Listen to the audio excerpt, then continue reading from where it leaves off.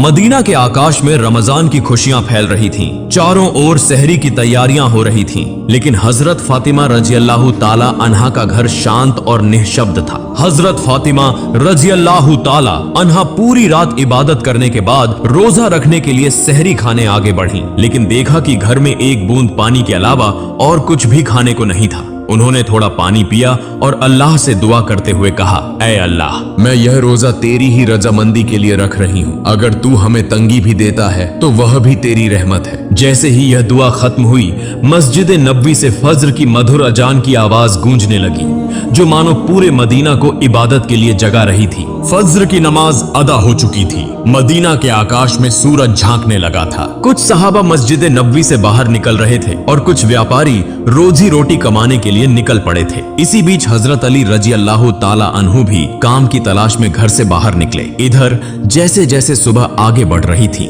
वैसे वैसे भूख की तड़प भी बढ़ती जा रही थी। हजरत फातिमा रजी अल्लाह ताला अन्हा ने भी तो पानी के अलावा कुछ नहीं खाया था, फिर भी वे घर के कोने में बैठकर अल्लाह की इबादत कर रही थी। इसी समय छोटे हसन और हुसैन रजी अल्लाह ताला अन्हु धीरे धीरे अपनी माँ फातिमा के पास आए और मासूम आवाज में बोले, अम्मा जान, हमें बहुत भूख लगी है, हमें कुछ खाने को दो, अब तो भूख सहन नहीं हो रही। यह सुनकर हजरत फातिमा रजी अल्लाह ताला अन्हा की आंखों के कोनों में आंसू आ गए।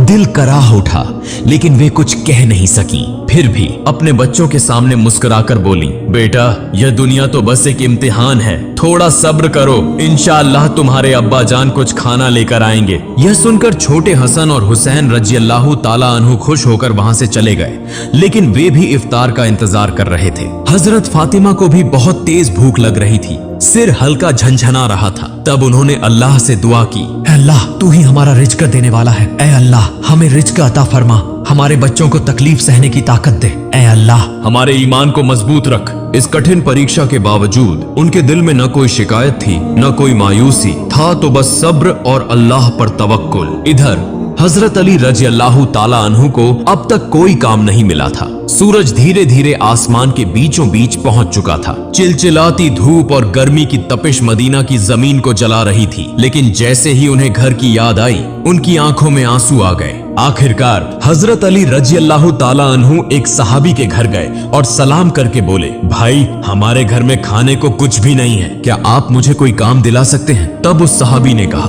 या अली, अल्लाह की कसम, अगर मेरे पास कुछ होता तो मैं जरूर तुम्हारे लिए रखता, लेकिन मेरे घर में भी कई दिनों से चूल्हा नहीं जला, मैं भी भूखा हूँ। यह सुनकर हजरत अली रजी अल्लाह ताला अन्हु अवाक रह गए। फिर उन्होंने सहाबी को तसल्ली देते हुए कहा, निश्चित रूप से अल्लाह कोई न कोई रास्ता बनाएगा। इसके बाद वे फिर से काम की तलाश में निकल पड़े। कुछ दूर जाने के बाद उनके दिल में ख्याल आया कि शहर के किनारे एक अमीर व्यापारी रहता है, अगर मैं उसके पास जाऊं तो शायद कोई काम मिल जाए। यह सोचकर वे उस अमीर व्यापारी के घर की ओर बढ़ने लगे। उधर हजरत फातिमा रजी